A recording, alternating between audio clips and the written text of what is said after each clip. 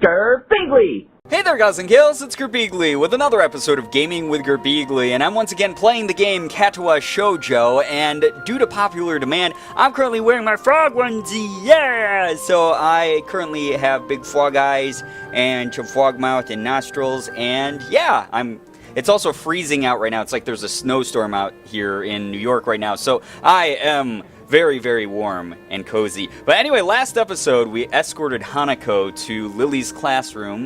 We went on a quest to find her. We couldn't find her anywhere until we went to Lily's classroom, where we found out that she was leading the Student Council Festival preparations. Now we are reluctantly helping Kenji with one of the projects, so I'm sure that something crazy is going to go down. So let's go ahead and get started. All right. Hey, Kenji. No answer. He continues dragging his paint-soaked brush along the large half-painted kanji that's sketched on the sheet in pencil. Kenji? Oh! Huh? What? Who is it? If this is the way he treats class members, it's no small wonder he's working on this alone. It's me, Hisao. He interrupted. I didn't even advance the text there. That was automatic. Right, I know that, man. What are you doing here, though? His dismissive attitude annoys me. He must be the type to really get focused on his work, hating to be disturbed by anyone until he's done, I suppose. Oh, Hanako. Oh, we talked the sound of Hanako's footsteps as she walks out from behind me reminds me that she's here. I was just going to help with the banner. Hanako and I, that is. Hello. Oh, hey, I guess that's okay. As soon as Hanako enters the equation, his demeanor takes a complete about-face. His sudden faux hospitality is slightly unsettling. I don't know if Kenji is more worried about the feminist conspiracy attacking him if he's not nice to them and he's trying to appease her, or if he actually just wants, like, you know, chickie time. Oh, right, women. On second thoughts, this may not have been a great idea after all. Oh, yeah, here we go. Hanako and I grudgingly sat ourselves down on the opposite side of the cloth banner to Kenji, noting the several small paint tins on the ground around it. Class 3-2. Noodle stall? You guys selling noodles at the festival on Sunday? Yeah, some stalls outside, or something. Or something. His non-committal nature sparks a fair amount of suspicion on my behalf. The task at hand comes first, though. So, how do you want to split this? We do borders while you do the text, or do you want to switch and do the borders? Text is mine. You do borders. He has surprisingly strong feelings on the topic. As I reach over to grab a brush, I notice Hanako's already debating between colors to use. Aw, Hanako. Aw. And my face cam's probably blocking part of her head. Sorry about that, guys, but, you know, I don't want to block the text either. By the time I've put brush to cloth, she's already started on a delicate pattern. Looks like my idea of taking her mind off everyone around her worked. With a dark blue stroke, the three of us silently get to work. Not before Kenji takes advantage of Hanako's working to lean towards me and whisper conspiratorially though. Wow, that word. It's hard for frogs to read English, okay? Whibbit. Okay, man, why are you here? Hanako just wanted some help to find Lily, that's all. Oh god, here we go. He apparently disapproves of my motivations. I get it. It looks like I misjudged you. You're infiltrating them, aren't you? Going deep undercover. Oh god, I should have guessed. Letting the truth slip by him would probably be better than outright lying or annoying him in any case. Is that why you're here? Obviously, it sucks, but there's no better way to get intel than going in yourself. We gotta stick together, man. This is a harsh school, a harsh world. Yes, very harsh. He misses my true meaning as he leans back, satisfied I'm sympathetic to his cause. I better get back down to work. Finished. Looks like I am too. Good job. The two of us connect up the lines of our patterns, mine being as close a copy as I can manage of hers. With a grunt, I lever myself up from the floor and look around. Aside from Hanako and myself, there's only Kenji left finishing off a sign, as well as Lily and a couple of students talking among themselves in the classroom. Looking at my watch, it's no surprise. It's getting pretty late. Need a hand? Whoa! Hanako rose up from the floor. I offer a hand to Hanako, which she uses to get up herself. Oh, she actually was on the floor. How silly of me. As she does, I can't help but glance at her wrist. If her scars extend even to there, just how much of her body was burned? I feel a pang of guilt about it, however, as she quickly covers her wrist with her other hand. Aw, dude, that was pretty insensitive. Come on. Looks good, doesn't it? She looks surprised for a moment before noticing that I mean the banner. It does, I guess. Her smile shows that she feels a slight sense of pride in the result, just as I do. Aww. With the floor significantly neater for the decorations being placed on desks and shelves, it's much easier to get to Lily as we cross the room. We finished the banner. I guess that's all that needs to be done? Lily gives an appreciative nod. Thank you, Hisao. Hanako, if there's any way I can thank you... It's fine. Beats sitting in my room studying at any rate. I can't talk. The blah is my ribbit, of course. I don't mind either. She nods before suddenly remembering one last person. Oh, is Kenji still here? Just as I open my mouth, Kenji gives the answer from the other side of the room. Yeah, just finished. He carefully slides his sign onto an empty section of shelf to dry before quickly walking past us and out the door. See ya, man. Bye. Didn't say goodbye to the girls because yeah. The remaining two students say their goodbyes to Lily before taking their cue to leave as well, leaving only the three of us. Well, I guess that's everyone. I hope we don't have to do anything like that again. Working past school time? Indeed. The class's plans this year were ambitious, maybe too ambitious. The stalls look nice, though. She's right. It shows that a lot of work's gone into them. My, I'm sure a lot of us would be glad to hear that. At least now there's not much work to do until the festival itself. It's getting pretty late. Should we go? That's probably a good idea. Are you going back to the dorms as well, Hisao? Yeah, I guess I'll tag along. Aw, cute. They're fun to hang out with. I like them. The nighttime lighting really makes the gardens look quite different. Compared to the usual look of lush greenery, things are much more calm. Being that it's so late, the lack of students around probably helps. The odd one or two can be seen scurrying to and from the dorms, trying to eke the most out of their approaching curfews, but no more. All that can be heard is our footsteps, in addition to Lily's cane regularly gently tapping the ground in front of her. It's nice to finally be able to relax a bit after the mad rush during school. Without even noticing it, I let out a small yawn. Tired? Yeah, still getting used to the flow of things, I guess. The thing with Shizune took me off guard, though. I grit my teeth a little at the candid mention of their rather public spat. That said, I do want to sort out what in the world was behind it. Ah, about that. I'm sorry about it being so public. Shizune and I go back some ways. Her voice seems slightly irritated as she remembers Shizune, obviously unwilling to discuss it any further. I glanced at Hanako for her views on this, but her expression is unsurprisingly evasive and difficult to read. Either way, I guess her apologizing for it is something, even if my curiosity goes unanswered. I'll be glad once the festival is over in any case. The change of topic's welcome, clearing the thickening air quickly. I can imagine. My old school's festivals were a lot more low-key than this. Yamaku stresses the idea of a school community, so the staff likes to make her festivals in such special occasions. And yet the students are the ones who do the work. What an unfair world. Hanako and Lily both chuckle in agreement, savoring the fact that none of the staff around here are grumblings. I suppose coming from a strict all-girls school helped me a bit with Yamaku. Compared to there, Yamaku is much more relaxed. That'd go away towards explaining her well-bred speech and behavior in any case. As we come up to the dormitories, it eventually comes time to leave for our respective rooms. See ya, Lily, Hanako. The two both give polite nods before setting off to the women's dorms, just next to the guys. As is to be expected of such an arrangement, there's a staff member casually patrolling around outside to prevent any nighttime shenanigans. Walking past him, I quickly stretch my arms and rub my neck, both quite sore after having worked on the floor for so long before walking to my room. It feels good to actually have direction, though. After so long in the hospital, the everyday facts of studying, homework, and teachers seem almost a blessing. I guess if things continue like this, my time at Yamaku might turn out okay. Is it Yamaku or Yamaku? I would love to know the inflection there. Any of you who are familiar with Japanese, if you guys have thoughts, please tell me. Adhering to the nurse's nagging voice in the back of my head, I set my alarm to wake me up early enough to go jogging again. I made a promise and I'm going to keep it. Besides, Emmy is bound to rat on me if I don't show up. But it's not all that bad. Time for sleepy times! Yay!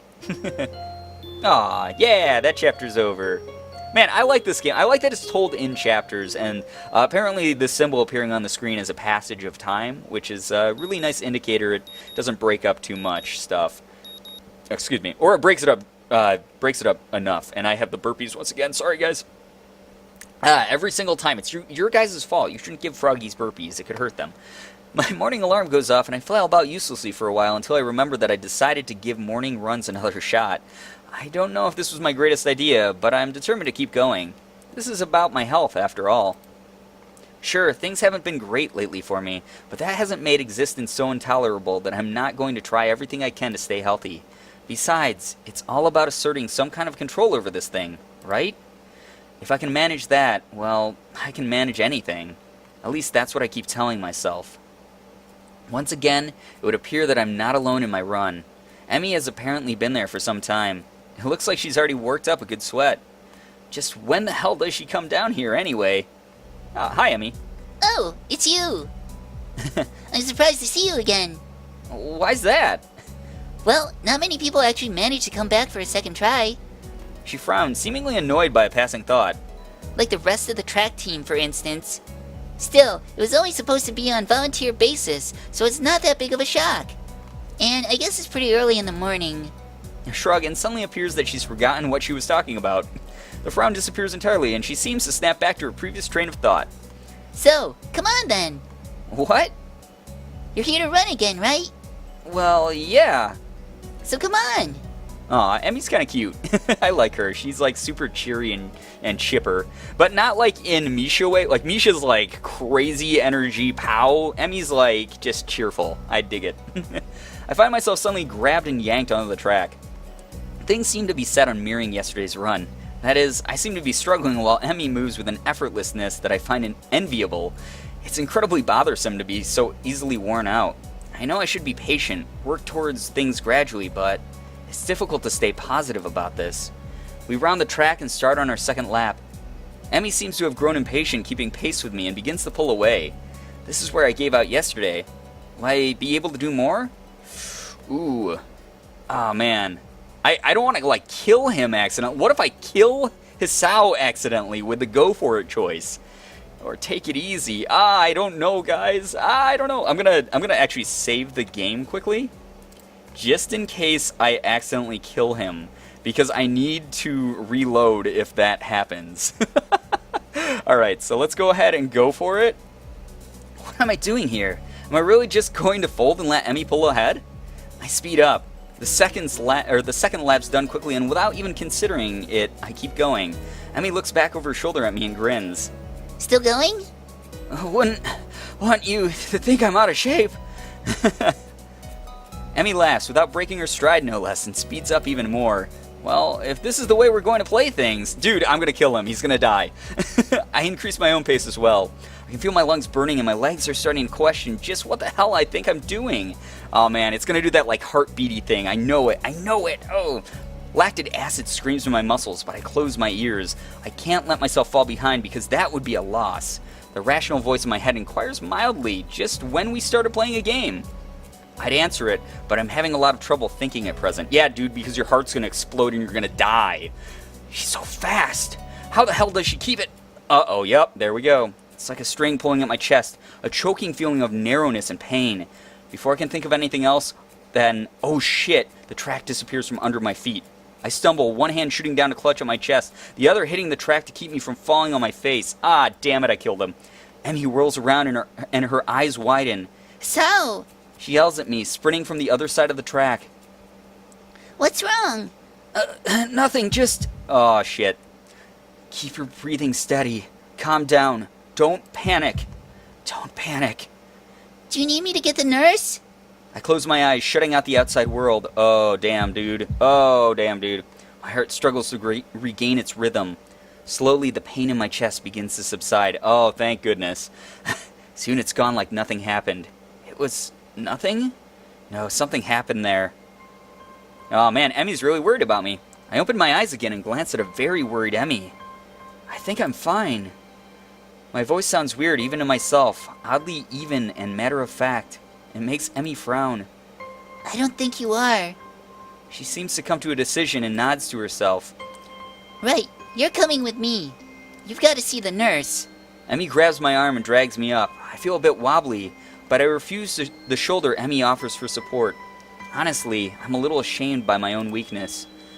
I'd really rather not have Emmy concerned about me, but it seems to be too late. Heck, I'd really rather not have anyone concerned about my condition, though at this point, it seems to be too late for that as well. I'd like to be able to deal with the whole thing on my own, without being a bother to anyone else. That's how I always am. Like, even if there's something absolutely debilitating that I have to deal with, I absolutely hate making other people do things for me. I hate when I have to rely on people, and it's not even just that. It's not even me relying on people. I just don't like it when I make other people go out of their way. I would rather them use their own time to do things that they want to do and help themselves, really. I just don't like being a burden. And, obviously that's some sort of psychosis I have, but it sounds like Hisao shares it. While I'm wishing for things, I'd rather not have this condition in the first place. Nurse! Emmy crashes into his office without knocking, but it doesn't alarm the nurse in the least. Good morning, Sunshine. What's up? Sunshine? Anyway, he calmly sips from his coffee mug, but it lays down after following Emmy's gaze to me looming in the doorway. Hisao, what brings you here? We were running and he stumbled over and started grabbing at his chest, and I thought I'd come to you and make it Oh man, it cut me off. I like that there's actual conversational types of things where it will cut off someone talking in the middle of a text box without me advancing the text myself. It's like a real conversation. Easy there, Emmy. Calm down. Hisao, what happened? I don't know. We were running and then my chest started hurting like that time before, but it went away after a few seconds. It was just a flutter or something. The nurse frowns as if to say that just a flutter is some kind of oxymoron. I didn't quite mean this when I suggested to get some exercise. You've got to be more careful, Hisao. I was being careful. Come to think of it, I just got into a race with a member of the track team. Doesn't seem as well-reasoned as I thought it would. You just what? I was racing Emmy. Emmy, is that true? Emmy fidgets, looking adorably contrite. Well... Finally, she can't seem to bring herself to say it aloud and merely nods. The nurse sighs and rubs his forehead with one hand tiredly. Emmy, you've got to be more sensitive to the limits of others. I don't know if he told you, but Hisao has a bad heart, and getting him to race you was incredibly irresponsible. Actually, I started it. The nurse is stunned by my statement. You what? We were just running, and Emmy started to pull away, and so I, sped up to catch her. The nurse stares at the ceiling, mutters a prayer for patience to some god or another, and looks back down at the both of us. So you're both stupid. That's a comfort, I guess. Now come on, Hisao. I've got to make sure your heart's not going to explode or something. I don't know what accent or voice I gave to the nurse, by the way, so I'm kind of just doing a random one. I absolutely forgot. I dutifully obey and follow him to the adjacent room where we ascertain that I am, in fact, not going to keel over and die. So, how does it feel? I don't know, nothing much. Tired, but it might be just from the exercise. You should stay here for a few hours and rest, and we'll see how you feel after that. I'm not going to object, so I lie down on the infirmary bed. A thoroughly miserable Emmy comes in after getting an earful from the nurse in the other room. I couldn't hear what he said through the closed door, but I'm sure it wasn't pleasantries. Look, I'm really, really sorry. I should have been more careful. Hey, you didn't know, it's not your fault. So, one of Emmy's things I'm noticing, and I don't know if this is just me reading too much into it, but she, intentionally tries to look adorable when she apologizes so that, people won't come down as hard on her or something. She looks awfully down and sorry, and my reassurances don't do anything much to cheer her up, unless she actually has, a self-esteem issue, and she is very, very sad. I want to make it up to you. Again with that decisive nod. So you have to come to lunch with me. I'll bring it for you, okay? Something really, really good. I start with a, you don't have to, but then shut up and just nod at her when I see her face. Good. We meet on the roof. We? Yep, the weather's nice now, so the roof's a great spot for lunch, you know? I see. You'll come, right? You wouldn't deny me the chance to make it up to you. Of course not. Great, see you there. So we've gotten to spend a lot of time with each individual girl so far, so this is actually really fun. I like this. I don't know, like, if I end up going down the Emmy path on accident, I'll kind of be upset, but if I do it purposely because I end up liking Emmy, that's great. I stay afloat somewhere between asleep and awake, feeling completely drained. Not only my body, but all of me is limp and paralyzed, apart from my senses. I swallow with difficulty and then try to lie as still as I can, which in this state is not a very hard thing to do. The nurse is shuffling around on the other side of the curtains he drew to give me privacy. I can see his shadow shifting about in the sunlight. He's opened the window of his office. It's windy outside. The clean white curtains flutter in the breeze in a heavy, lazy motion, like waves. Light sifts through them slowly, half absorbing into the fabric. Oh, going to sleep again. I close my eyes. The breeze on my face feels like the soft fabric of the curtains. And with that, guys, I think I'm actually going to call this quits for this episode. We are running low on time, but I hope that you guys enjoyed this one. If you did, please be sure to hit the like button, share the video, and favorite it. Also, be sure to subscribe to me if you guys haven't already. For those of you who have, thank you so much for all of your support. You guys are the best in the world. I love every single one of you, and as always, it was great seeing ya. Ribbit, ribbit.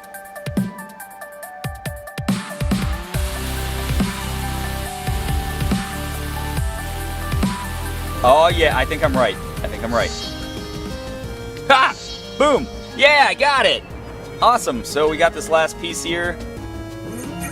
We did it! We reached the box! I'm a hero! I mean, we're. Haha. Wait, what do you mean we're? I'm the one who did all the work, man. These little frog guys are kind of greedy and stinky.